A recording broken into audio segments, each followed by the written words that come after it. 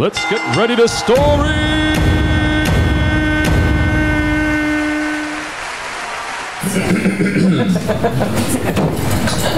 Stephanie Douglas.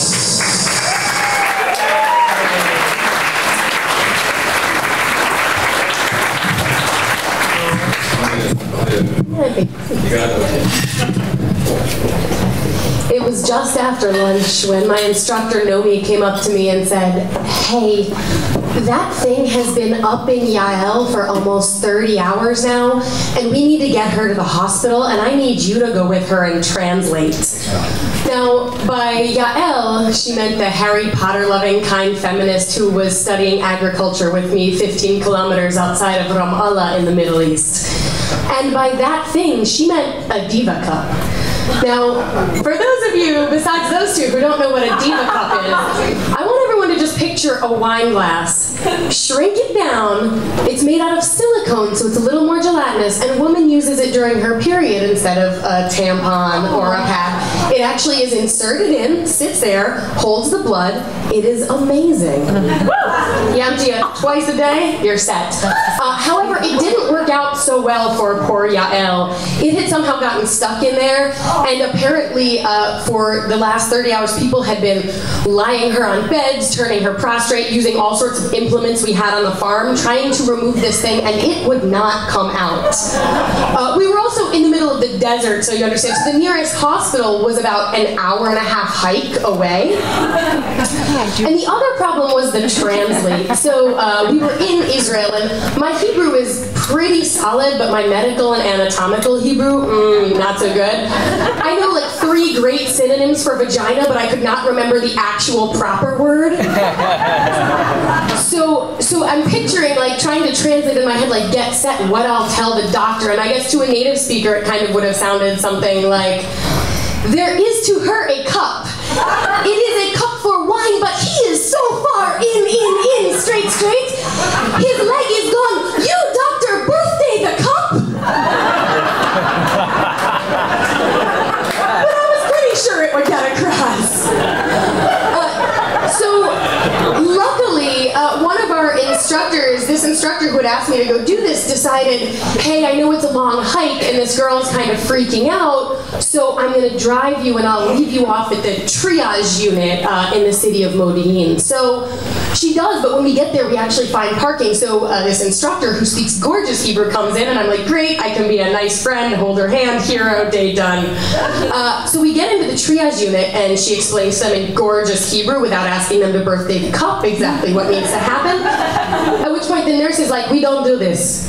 Excuse me? "We don't do this. We don't handle this. Like, you can't help, like, this girl has a thing stuck in her. No, we don't do this." And I don't know if you've ever tried to argue with an Israeli in uniform, but you'll understand why we kind of just like left and walked away. So my instructor's like, "Hold on, my gynecologist's office is nearby here. I know them." So we show up to the office. It is padlocked shut.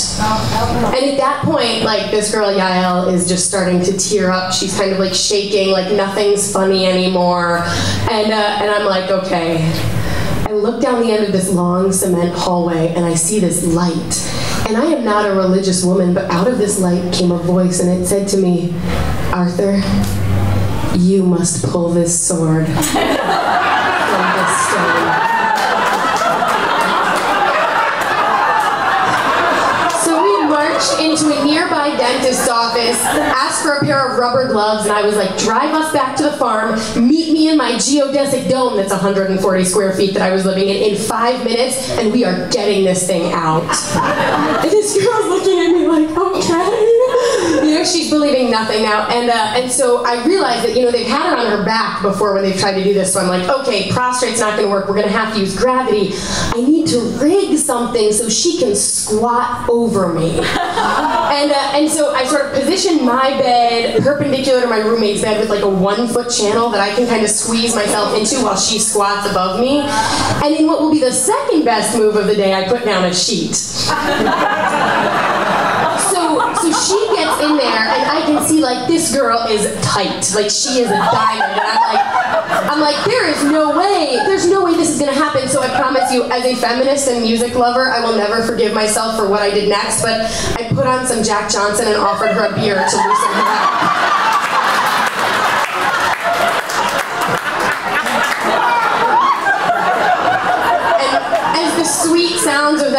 Hawaiian boy was playing, I showed her how I wanted her to crouch, and she did so, and I kind of got behind her, and I gloved up my right hand, because that's my dominant one. And I kind of tell her, like, I'm explaining, like, here's what I'm going to do, just relax, like, you're doing great, this is going to be fine, we're going to get this out. And that's when I realized, as soon as I insert the first little explorer, that is all that is going to happen. I mean, and I look at her and I'm kind of like, hey, Yael, like, have you, has your hymen been broken? She's 23 and she's like, well, by tampons, but this is kind of my first experience. And I'm like, oh Jesus, I'm about to ruin finger banging for this girl. So I kind of like recalculate and I figure out if I can kind of keep just sliding, there's no way I'm getting anything else in there. So if I can kind of relax her and just keep sliding and sliding, I can maybe get this thing and use gravity and my finger and whatever that back wall, I don't know what that's called in Hebrew or English, but the back wall inside, I can somehow get this thing like to slide down.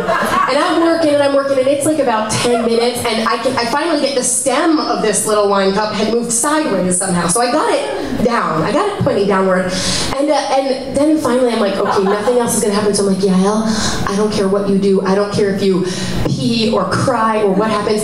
I just need you to relax your lower body. Whatever you can do, sweetheart, just relax your lower body. And somehow she did it.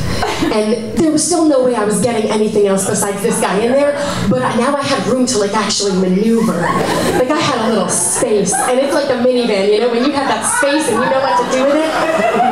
So I'm like pushing and pulling and pushing and pulling, and all of a sudden, 16 minutes in, we hear, and I'm like, holy sweet Jesus, or whoever everyone worships out here, I just heard a pop.